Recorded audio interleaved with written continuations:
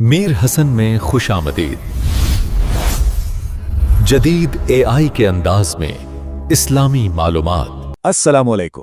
آج ہم ایک بہت ہی خاص نماز یعنی صلاۃ و تسبیح کو ادا کرنے کا طریقہ سمجھیں گے، بالکل قدم بقدم اور بہت ہی آسان انداز میں۔ اچھا، تو دیکھتے ہیں کہ آج ہم کیا کیا سیکھیں گے۔ ہم نے اس پورے طریقے کو ان 5 حصوں میں تقسیم کیا ہے تاکہ ہر چیز بالکل صاف صاف سمجھ میں آ جائے۔ تو سب سے پہلا سوال، یہ صلاۃ التسبیح آخر ہے کیا؟ دیکھیے، یہ ایک خاص نفل نماز ہے۔ اس کی انفرادیت اس کے اپنے طریقے میں ہے۔ اس میں ایک مخصوص تسبیح ہے جسے بار بار دہرایا جاتا ہے، اور یہی چیز اسے ایک بہت گہرا روحانی تجربہ بناتی ہے۔ اور وہ مخصوص تسبیح یہ ہے، یہی وہ کلمات ہیں جو اس پوری نماز کی بنیاد ہیں، اس کا مرکز ہیں۔ آگے ہم دیکھیں گے کہ یہ کلمات کتنی خوبصورتی سے پوری نماز میں شامل کیے گئے ہیں۔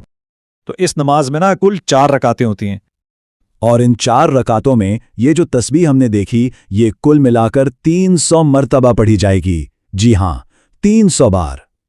چلیں اب شروع کرتے ہیں پہلی رکعت سے۔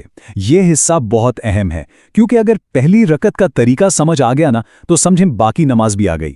یہ ایک پیٹرن سیٹ کرتی ہے۔ کسی بھی نماز کی طرح سب سے پہلے نیت کی جاتی ہے۔ دل میں یہ ارادہ کرنا ہے کہ اللہ کی رضا کے لیے 4 رکعت صلاۃ التسبیح ادا کی جا رہی ہے۔ اچھا، اب ذرا اس کی گنتی کو سمجھتے ہیں۔ پہلی رکعت میں کل 75 بار تسبیح پڑھنی ہے۔ کیسے؟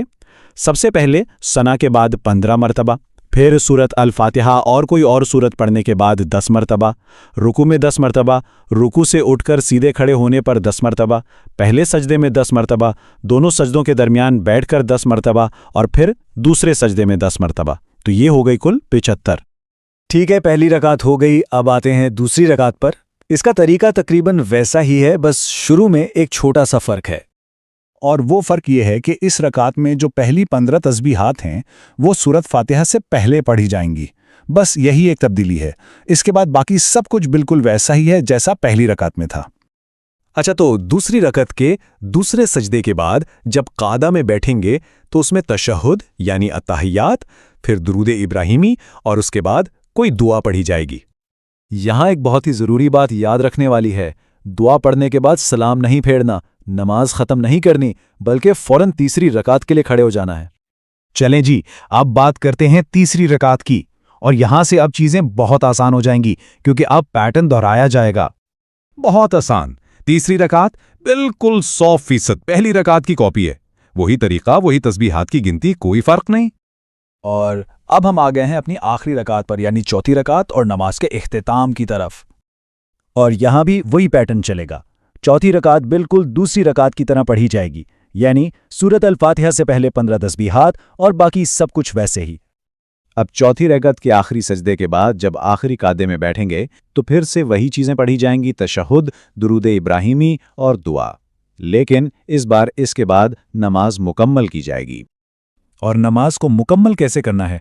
پہلے دائیں طرف سلام پھیرنا ہے، السلام علیکم ورحمۃ اللہ کہتے ہوئے، اور پھر بائیں طرف، اور بس اس طرح یہ مبارک نماز مکمل ہو گئی۔ تو ایک جلدی سے خلاصہ کر لیتے ہیں۔ ہر رکعت میں 75 تسبیحات، پہلی اور تیسری رکعت کا طریقہ ایک جیسا اور دوسری اور چوتھی رکعت کا طریقہ ایک جیسا، کل ملا کر ہو گئی پوری 300 تسبیحات۔ کتنا منظم اور خوبصورت نظام ہے نا؟ اور آخر میں بس ایک بات سوچنے کے لیے، یہ جو نماز ہے اس میں صرف گنتی ہی نہیں ہے، اس میں جو اتنی توجہ اور دھیان کی ضرورت پڑتی ہے، ہر قدم پر تسبیح کو یاد رکھنا پڑتا ہے۔ ذرا سوچیں، یہ چیز روحانی طور پر حاضر دماغی اور مائنڈفلنس کو کتنا بڑھا سکتی ہے۔